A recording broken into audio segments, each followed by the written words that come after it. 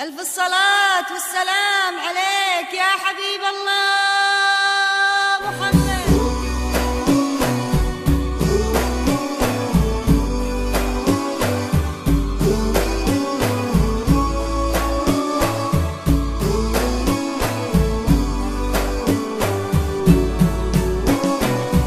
كانت صغيرة بالعمر مثلها مثل البشر، تحلم بحد يضمها والحن بالقلب ينبض، تصبر ونالتها الصبر وتنتظر مثل القمر، والله وتحقق حلمها ولبست فستان أبيض.